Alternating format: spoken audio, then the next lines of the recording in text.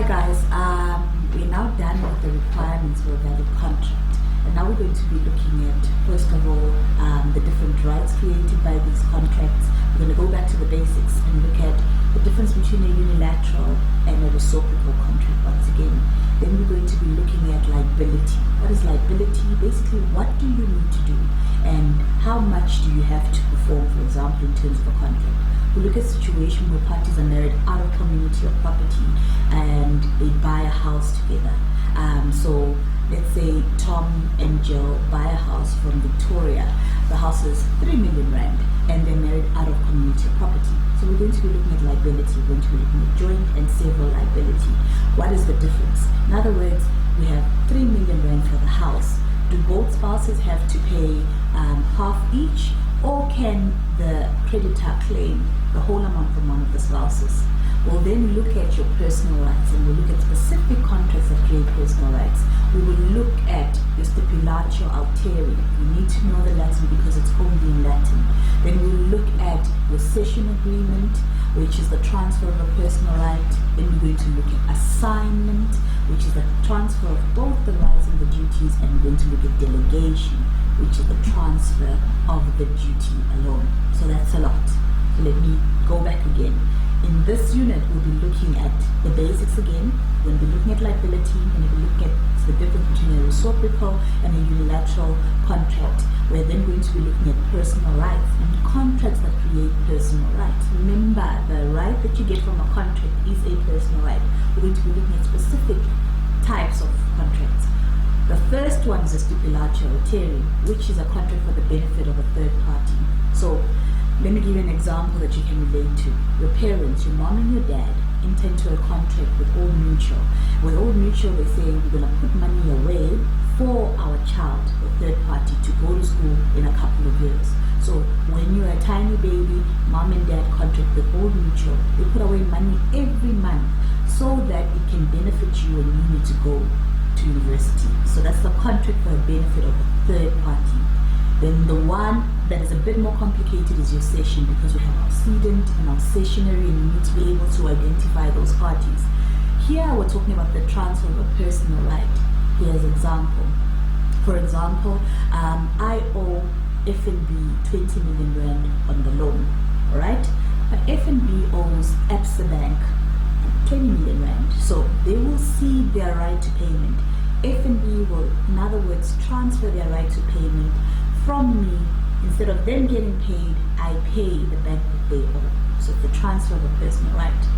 We'll look at that in detail. And the last two we'll look at is delegation and assignment.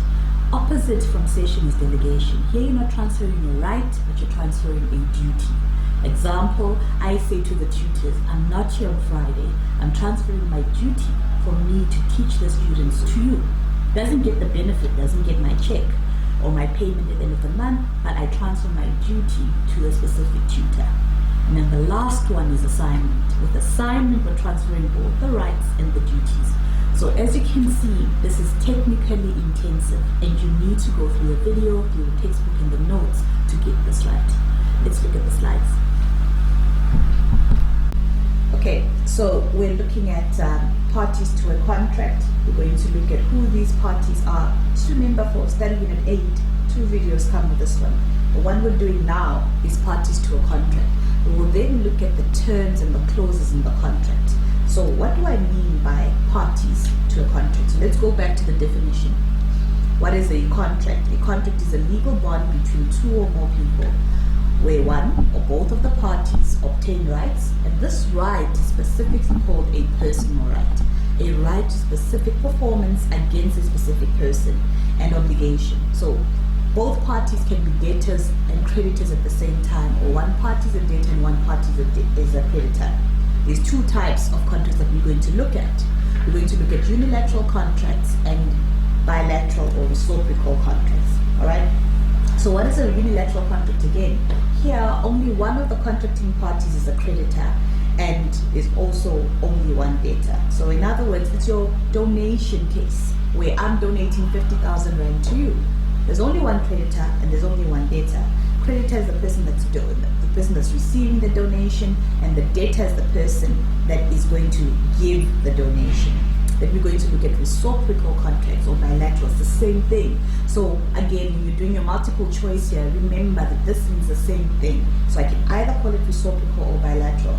Here, both parties are creditors and debtors at the same time. They both have rights and they both have obligations. What is the right? Again, remember, it's a personal right that I'm referring to. Contracts create personal, not real rights, personal rights. The example there, we have a contract of sale. I'm buying the laptop from you, you are selling it to me. How am I a debtor in terms of selling the laptop to you? I have to deliver it. How am I a creditor? I must receive payment. How are you a debtor in terms of the sale of the laptop? You need to pay me. How are you a creditor? I need to deliver the laptop to you. So both parties are creditors and debtors at the same time.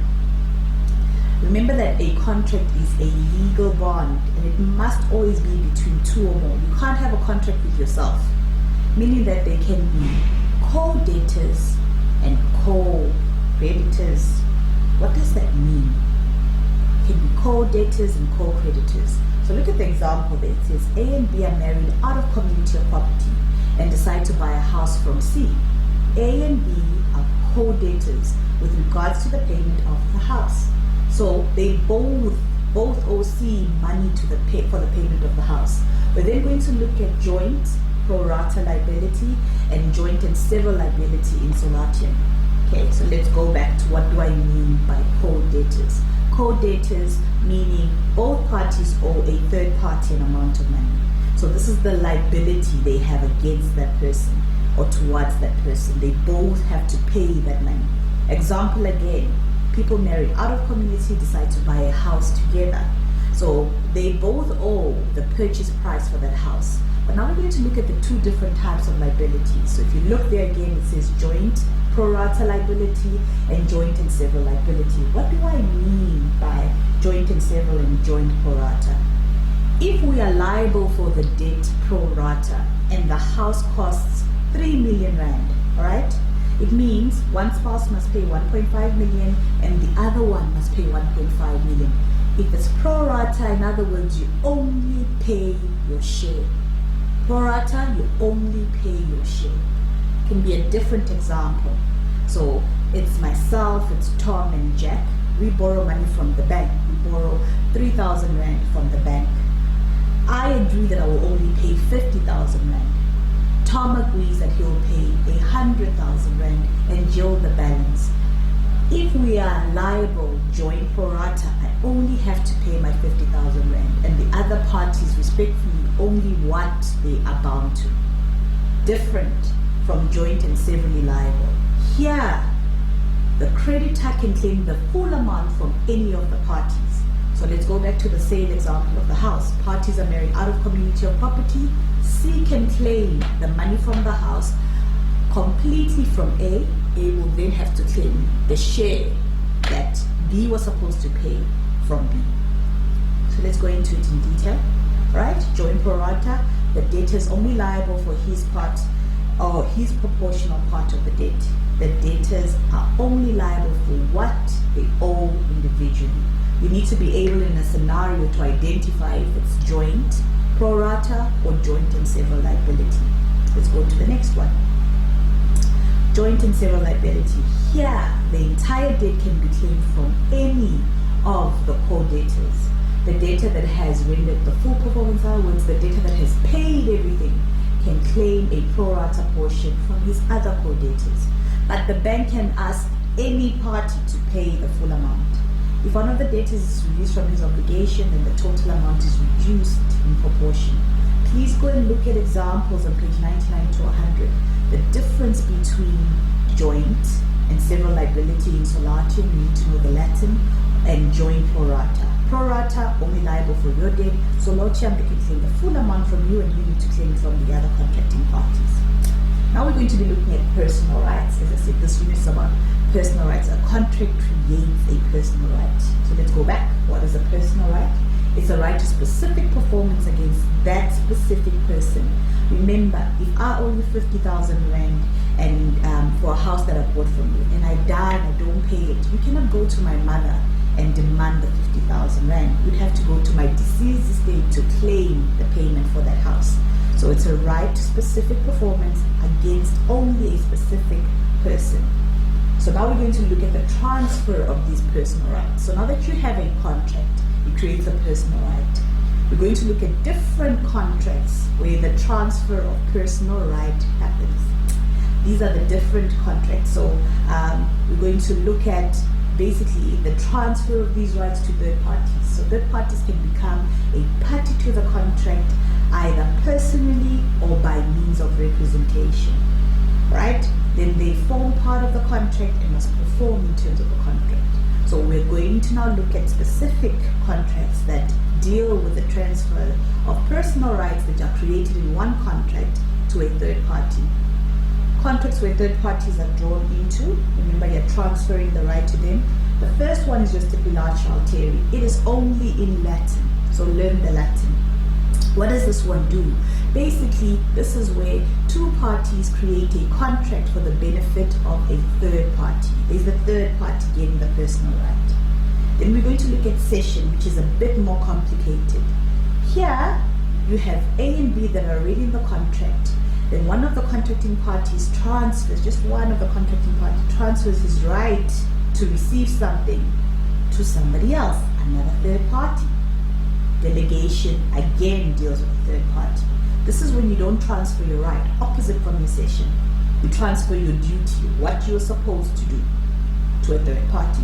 And then the last one is your assignment. With assignment, you transfer both rights and duties. In other words, assignment is a combination of your Cession and delegation in one contract. Let's start with the Stipulatio alteri.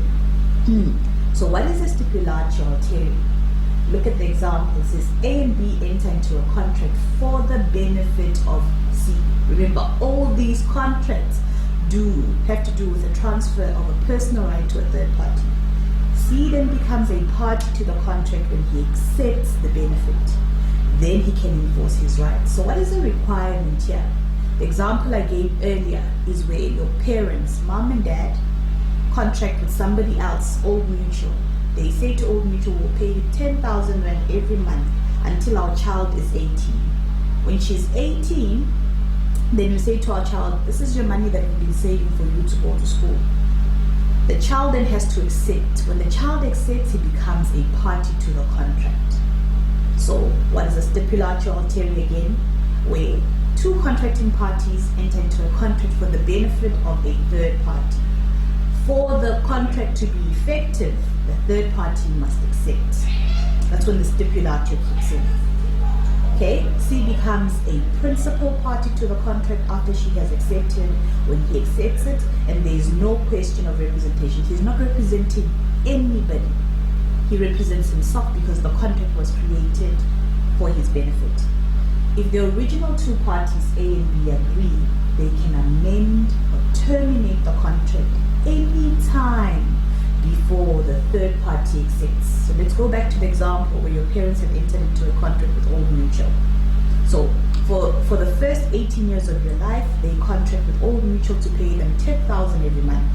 Before you turn 18, before you accept the benefit, mom and dad can terminate the contract with Old Mutual and cash out the money. But let's say you are 18 and if you have accepted, then the contract is between yourself and Old Mutual. Your mom and dad are no longer part of the agreement. So what is required here? You need to accept the benefit. You can only have a valid Stipulatio once the third party accepts. Before that, it can be terminated at any time, provided the original contracting parties agree. Okay. Stipulatio alteri, again, this is a contract for the benefit of the third party. This contract can be concluded for something that does not exist. Oh, what do I mean by that? You can even create it for an unborn child. You can create a Stipulatio alteri for an unborn child. In other words, for example, you can decide with your spouse that any children that we have from this marriage, we will be putting away money for them in a trust fund so that when they are born, they have access to this money. Or grandparents can do it. Then they can create a trust where they put money away for all their grandchildren, the ones alive, the ones that are not alive. So you can create a Stipulatio for someone that doesn't exist at the time of the conclusion of the contract. The party benefiting does not have to be in existence when the contract is concluded. The child, for example, does not have to be born. So let's just recap what a stipulatio is. It's a contract for the benefit of a third party. So two contracting parties agree that they will create an agreement that will benefit somebody else. Where as soon as that third party agrees, he basically is part of the contract. And the contract is binding and enforceable. In other words, all mutual must pay the child whatever the agreed amount is every single month. You can even create a stipulatio for someone or something that does not exist at the time of the conclusion of a contract. And the person does not have to be in existence at the time of conclusion of the contract. So that is your stipulatio. Now we're going to move to cession. Let's pay more attention here. What is a cession? A cession is a transfer of a personal right to a third party. Now we are talking representation, because you have the right and now you're taking it and you're transferring it to somebody else. With the stipulatio, nobody's got rights in terms of the benefit. The benefit is for the third party. So the contract, the obligation is for mom and dad to pay the tuition and for Old Mutual to agree that they will pay the third party. But they have no benefit in terms of the money that's been put away. Here, someone already has the benefit. He's taking his right and he's transferring it to somebody else. So what is a cession? Just like I said, the transfer of a personal right you already have in terms of a valid agreement. Here, the creditor, whoever was supposed to receive it, transfers his personal right to a third party. Now we need to know who are involved and what it takes for a cession to be concluded. So here are the parties. And you need to know, identify in any scenario who is the cedent and who is the cessionary. So let me explain to you who the cedent is. This is the person who is the creditor. The old creditor is the cedent. So it's the person who originally had the personal right and he transfers it. Here, it's only the personal right that is transferred, not the obligation. So let me give you an example. I have an investment sitting at Nedbank. It's been growing over the years. Nedbank must pay me out this investment at the end of the year, and let's say it's for 10 million rand. I then go to Executive Cars and I order a Jaguar, for example. And I say to Executive Cars, I don't have the money now, but give me the car. I have an investment that's going to mature in 3 months' time, in December. When that investment matures, I will transfer my right, 10 million rand right that I will get from my investment, to you, Jaguar. In other words, the money will not be paid to me, who is the creditor, who has invested the money with the bank. It will pay Jaguar when the money matures in 3 months' time. So what am I transferring? I'm transferring my right to payment, which is my personal right in terms of another contract. So in terms of the contract between myself and the bank, where I've been saving money and it's supposed to be paid out, that right, in terms of that contract, I transfer to a third party, which happens to be Executive Toys. And I'm transferring it in terms of the contract of sale that I have with Jaguar, not the investment that I have with the bank. So it's two contracts. If you see, it's a triangle, and I'll show you the triangle just now. So emphasis, I'm only transferring the personal right, not the duty, the personal right. In other words, I'm not saying that I'm not going to put away money from the bank. I'm saying I'm only taking my right to receive it and I'm giving it to a third party. The obligation therefore remains with the cedent. Who's the cedent again? The person who originally had the right. Who's the cessionary? The cessionary is a person who receives it. That's Executive Toys, for example. They are the cessionary. They receive the personal right. They are the third party. Only the personal right again is transferred and not the obligation. You need to have an underlying cause for the cession. In other words, there must be a valid reason why you are transferring your personal right to Executive Toys. And the underlying cause in our scenario is that you're buying the car from Executive Toys. Alright? You need to go there and look at the examples. Let's look at an example that we have here in the slide. of a personal right being transferred. We'll have a situation where we have three contacting parties, so it's not so clear there.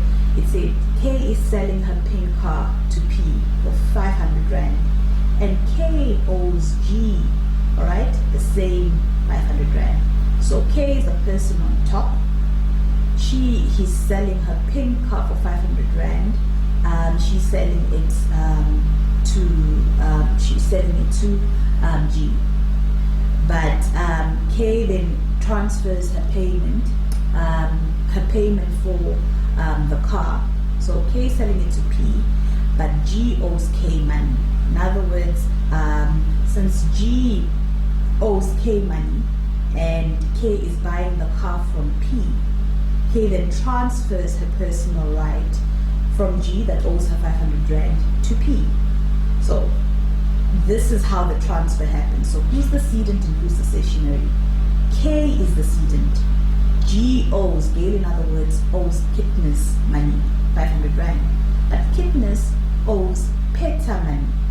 So Kitness then transfers her right that she has from Gail for 500 rand. Instead of Gail paying Kitness, she now is going to pay Peter. Peter becomes the cessionary and Kitness is the cedent. She was the original creditor between herself and Gail, right? But since Gail owed her money, she transferred her right to Peter. Peter then does not have to pay Kitness, pays Peter on behalf of Kitness. Don't know if that makes sense.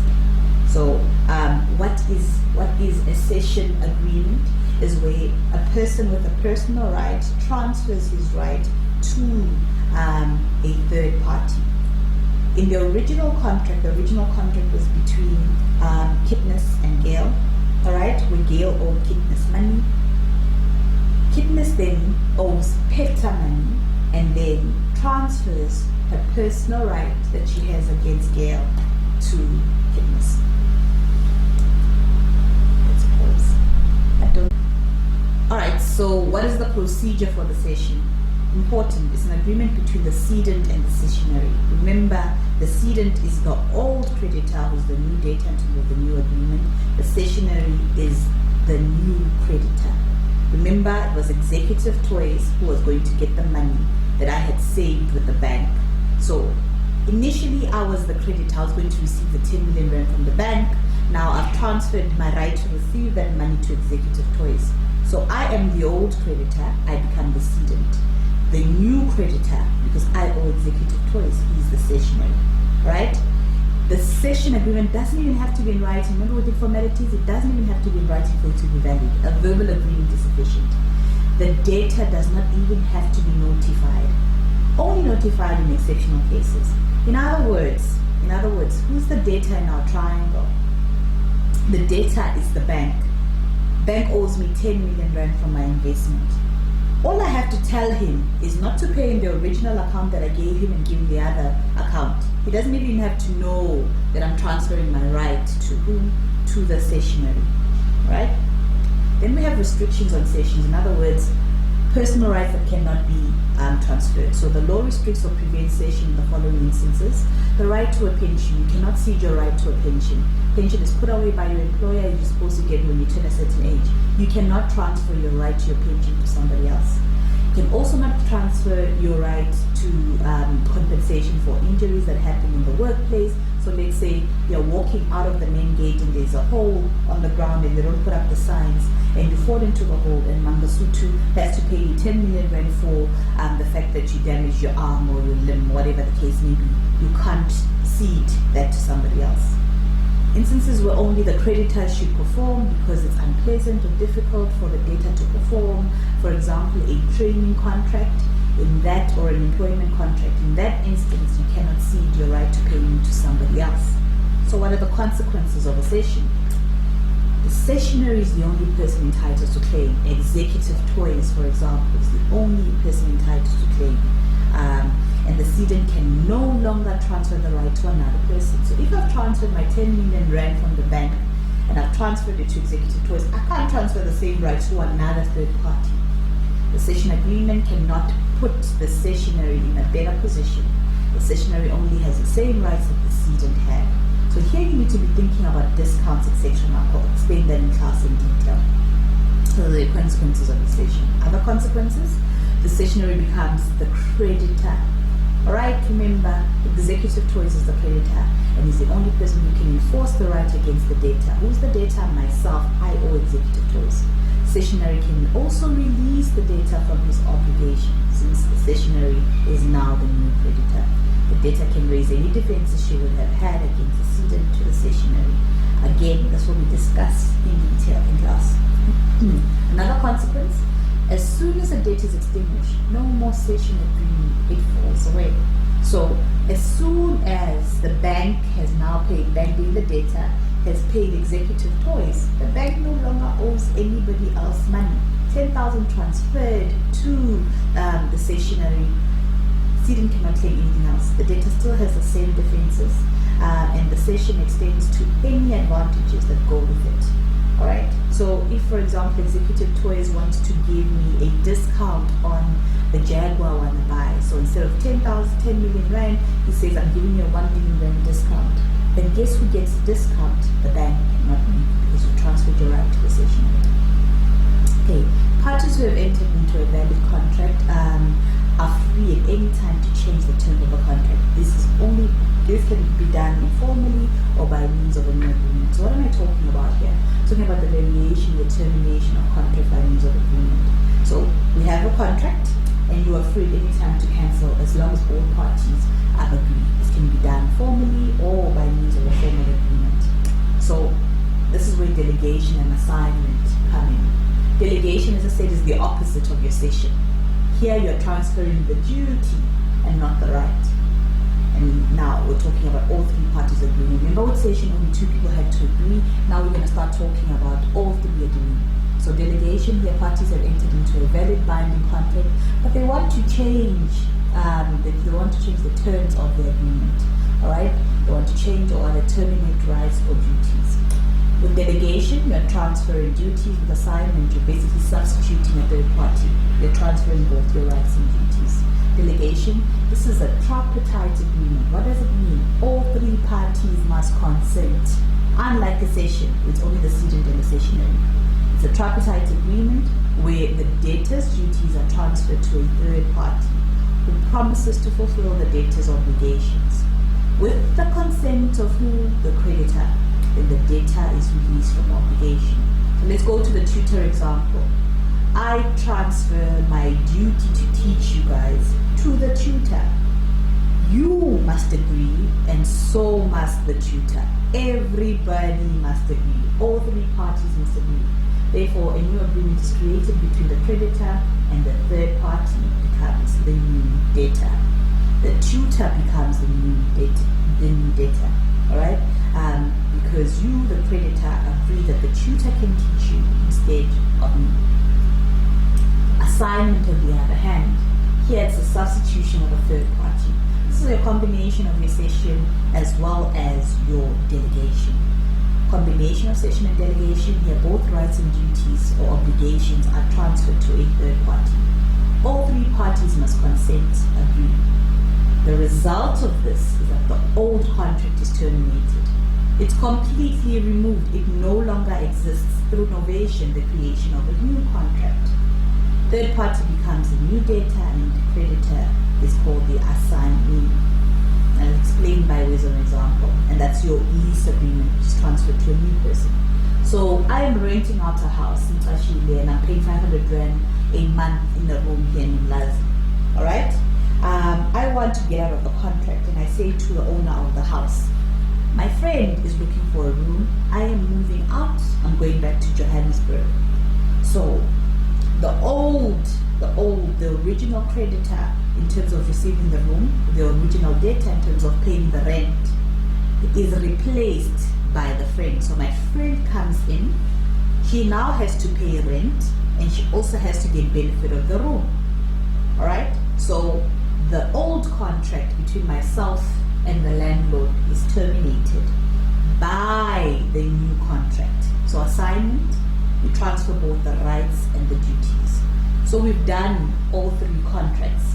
Remember, we looked at your Stipulatio, alteri. We looked at your Cession, which is the transfer of a personal right. We looked at delegation, and we looked at assignment. Remember, with your Stipulatio, alteri, the third party must agree, then the benefit comes in. The third party, where A and B enter into a contract for the benefit of C. C becomes party to the contract when he accepts the benefit. With Cession, here we are only transferring a personal right, only what you're going to receive. The cedent used to be the original creditor. He transfers his right to the new creditor in terms of another contract. It must be another contract for this transfer to happen. The example where we said K is selling her pink car, all right? So K is Kitness selling her pink car to P, all right? So P will owe the pink car to P for 500 rand. K owes G 500 rand. He then transfers the personal right to payment to G. K is the cedent and G is the cessionary. Then we looked at delegation, and we said here it's the transfer of the duty. Only the duty is being transferred. And again, all three parties must consent. With your delegation and your assignment, it's a tripartite agreement, and all three parties must consent. Opposite of Cession is your delegation, but here all three parties, because it's a duty, must consent. And then the last one was your assignment. Here you transfer both rights and duties. In other words, you are removing one contracting party, replacing with another. Contract is terminated through novation. Please have a look at the summary on page 101 and post your questions on Edmodo. Thank you.